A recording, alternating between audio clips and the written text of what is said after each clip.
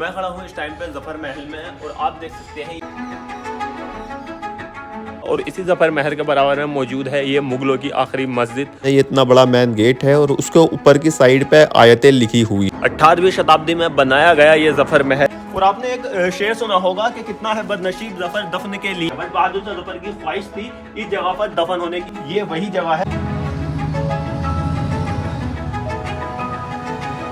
मैं खड़ा हूँ इस टाइम पे जफर महल के सबसे टॉप वाले फ्लोर पर। हेलो दोस्तों, तो स्वागत है आपका मेरे एक और ब्लॉग में। और आज मैं खड़ा हूँ दिल्ली के मेहरौली में। और मेहरौली में मैं एक ऐसी जगह पर खड़ा हूँ, मैं खड़ा हूँ जफर महल में, जो कि बहादुर शाह जफर का महल है। बहादुर शाह जफर जो कि आखिरी मुगल बादशाह थे, आज मैं उनके महल में खड़ा हूँ। आप मेरे पीछे देख सकते हैं इस महल के निशानात, टूट फूट और सब, मतलब ऐसी जर्जर हो रखा है ये महल।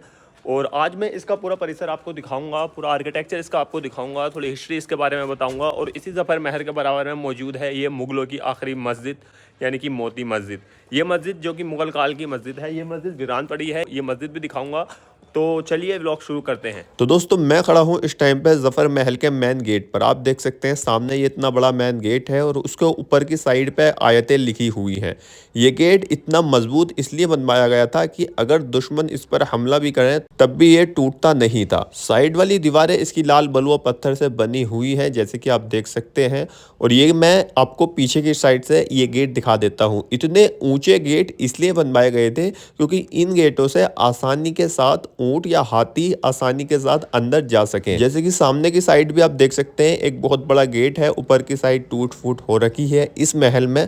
और पीछे की साइड वाला एक गेट ये है। सामने जो रोशनदान खुला हुआ है, ये गेट के अंदर को जाते हुए ये सारी चीजें आपको देखने को मिलेंगी। इधर की साइड हल्का सा जीना है जहां पर सैनिक जाकर सुरक्षा के लिए खड़े होते होंगे। और ये बहुत बड़े बड़े गेट जिसमें हाथी और ऊंट आते होंगे, जो कि उस टाइम के बादशाह की सवारी होती थी, तो वो डायरेक्ट इस गेट के अंदर ही आकर प्रवेश करते थे। सामने की साइड आप देख सकते हैं यह है इसका पूरा परिसर। और यहाँ पर आपको बहुत सारे हवाई जहाज आते हुए मिल जाएंगे। इधर की साइड आप देख सकते हैं कि बहुत सारे कक्ष बने हुए हैं जो कि टूट चुके हैं। और ये ऊपर की साइड भी एक स्ट्रक्चर है जो कि टूट चुका है। यहाँ पर जब 1857 की क्रांति हुई थी तब अंग्रेजों ने इस जगह पर काफ़ी ज़्यादा हमला किया था, बमबाजी की थी, तो उसी की वजह से यहाँ पर बहुत ज़्यादा टूट फूट हो रखी है। 18वीं शताब्दी में बनाया गया ये जफर महल बहुत सारा इतिहास अपने अंदर समेटे हुए है। आप मेरे पीछे देख रहे हैं ये इसका मेन द्वार है। और आप मेरे ऊपर देख रहे हैं ये देखिए ऊपर, यहाँ पर बहुत सारे मतलब एरोप्लेन आमतौर पर आते रहते हैं। पीछे की साइड आप देख सकते हैं ये इसका आर्किटेक्चर है। और मेरे पीछे ही बहुत बड़ा मेन द्वार है। और ये द्वार इसलिए इतने इतने बड़े बनाए गए थे क्योंकि यहाँ से ऊँटों की सवारी गुजरती थी।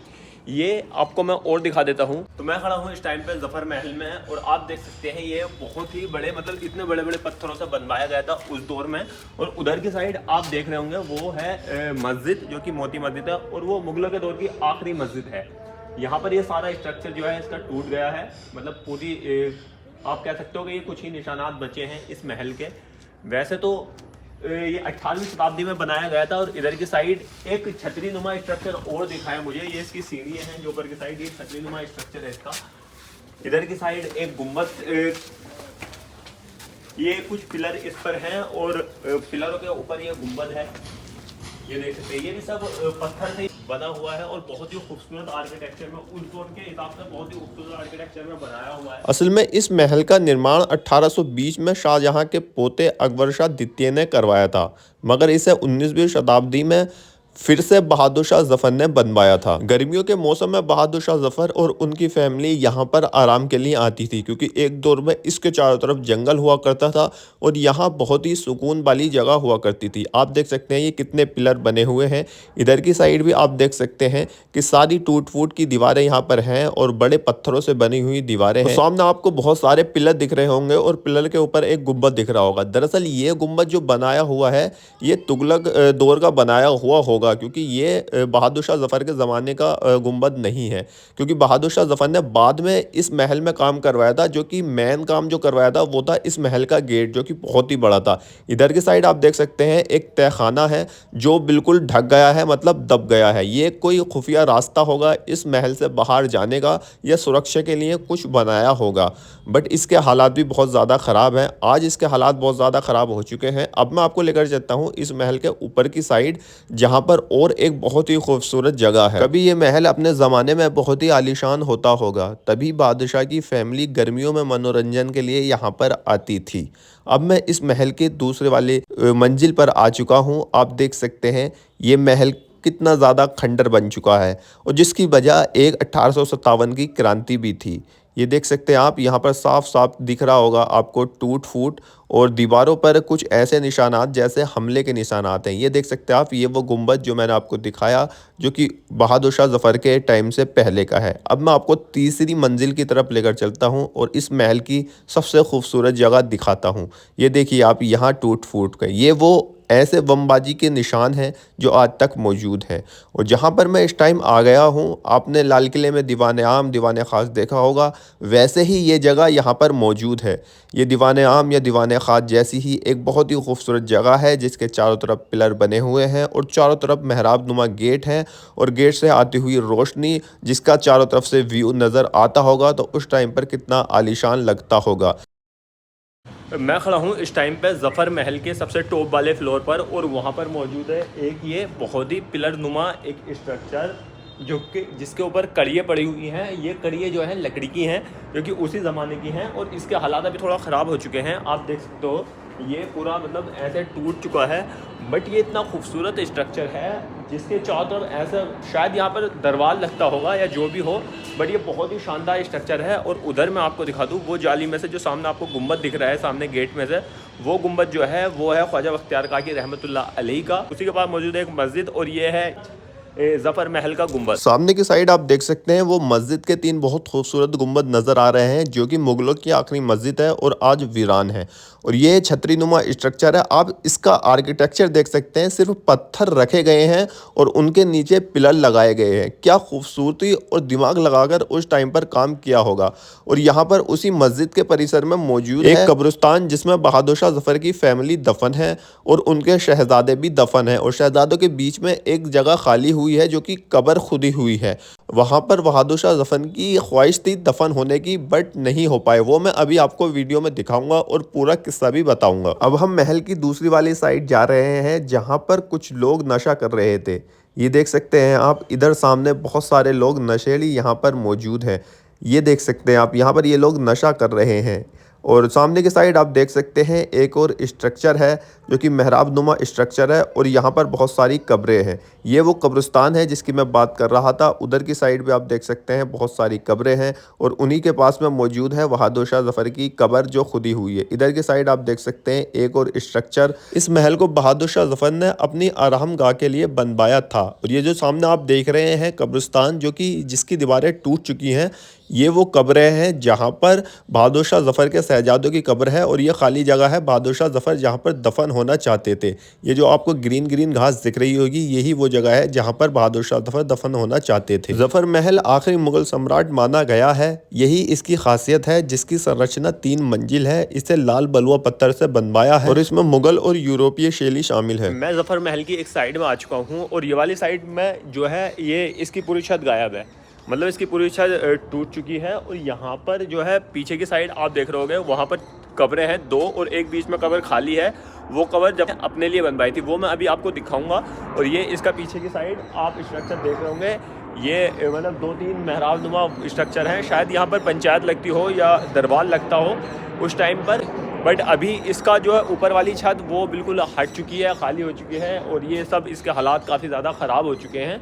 दोस्तों मैं खड़ा हूँ इस टाइम पे ज़फ़र महल में, यानी कि बहादुर शाह जफ़र के महल में, जो कि मुगल दौर का आखिरी महल है। और आपने एक शेर सुना होगा कि कितना है बदनसीब ज़फ़र दफन के लिए, 2 गज ज़मीन भी न मिली कुएं यार में। तो ये वो 2 गज ज़मीन है जिसके लिए बहादुर शाह जफ़र ने ये शेर कहा था, और इस 2 गज ज़मीन के लिए ही बहादुर शाह जफ़र की ख्वाहिश थी इस जगह पर दफन होने की। ये 2 उनके शहजादों की कब्र है, और इन्हीं की कब्र के बराबर में यानी कि 2 गज जमीन भी न मिली कुएं यार में। उस शेर का मतलब यही है, बहादुर शाह जफर 1857 की क्रांति से पहले इसी जगह पर दफन होना चाहते थे, पर जब 1857 की क्रांति हुई वो क्रांति फेल हो गई। अंग्रेजों ने बहादुर शाह जफर को गिरफ्तार करके रंगून ले गए और वहीं पर उन्हें दफन कर दिया। बट बहादुर शाह जफर की ख्वाहिश थी इस जगह पर दफन होने की। ये वही जगह है कि 2 गज जमीन भी न मिली कुएं यार में। ये पास में उनके शहजादों की कब्र है, जैसे कि आप देख सकते हैं। और कुएं यार का मतलब ही यही है कि अपने यार दोस्त की गली में या पास में। बहादुर शाह जफर को बहादुर शाह जफर द्वितीय भी कहा जाता है। बहादुर शाह का मतलब है विजय। इसका एक वीरान इतिहास है, क्योंकि बहादुर शाह जफर जो दिल्ली के महरौली में जफर महल और ख्वाजा कुतुबुद्दीन बख्तियार काकी रहमतुल्लाह अलैह की प्रसिद्ध दरगाह के अहाते में दफन होना चाहते थे, मगर वो नहीं हुए, क्योंकि अंग्रेजों ने 1857 में भारतीय स्वतंत्रता से पहले युद्ध के बाद रंगून भेज दिया था। वहां वृद्धावस्था में उनकी मौत हो गई थी। 1526 ईस्वी में दिल्ली पर विजय प्राप्त करने वाले पहले मुगल सम्राट बाबर के साथ शुरू हुआ मुगल वंश 332 साल बाद समाप्त हुआ, जब 7 अक्टूबर 1857 को अंतिम सम्राट बहादुर शाह जफर पर अंग्रेजों द्वारा देशद्रोह का मुकदमा चलाया गया और उन्हें दिल्ली के शाही शहर से रंगून बर्मा भेज दिया गया। तो मैं इस टाइम पे, जैसे कि आपको पता है कि मैं जफर महल में हूं और यहाँ पर बहादुर शाह जफर की जब बात की जा रही है तो बहादुर शाह जफर एक बहुत बड़े फ्रीडम फाइटर भी थे। उन्होंने अंग्रेजों से लड़ाई लड़ी है।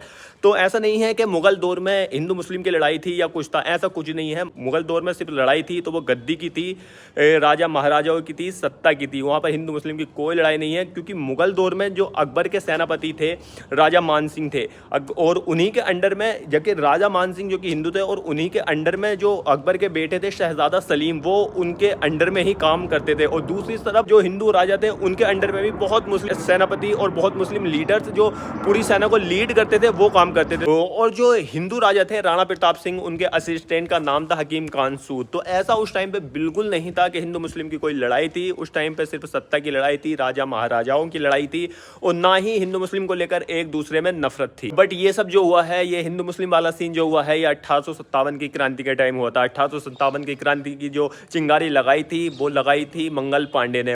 मंगल पांडे किसकी लीडरशिप में थे? 1857 की क्रांति के लीडर कौन थे? लीडर थे ये बहादुर शाह जफर, और इनके साथ रानी लक्ष्मीबाई, तात्या टोपे और बहुत सारे ऐसे फ्रीडम फाइटर थे जिन्होंने एक साथ मिलकर अंग्रेजों से लड़ाई लड़ी थी। बट अंग्रेजों ने उसके बाद में एक राजनीति खेली, फूट डालो राजनीति, जो हिंदू और मुसलमान के बीच नफरत फैलाई गई। तभी से हिंदू और मुसलमान के बीच में ये नफरत स्टार्ट हुई है। तो दोस्तों, आज मैंने आपको दिखाया बहादुर शाह जफर का महल, यानी कि जफर महल, और मैंने आपको इसका पूरा स्ट्रक्चर, आर्किटेक्चर और इतिहास बताया। तो आज के ब्लॉग में सिर्फ इतना ही। मैं आशा करता हूं कि आपको मेरी वीडियो अच्छी लगी होगी, और अगर आपको ऐसी ही मेरी वीडियो और भी चाहिए तो मेरे चैनल को सब्सक्राइब करें, सपोर्ट करें। बहुत बहुत शुक्रिया।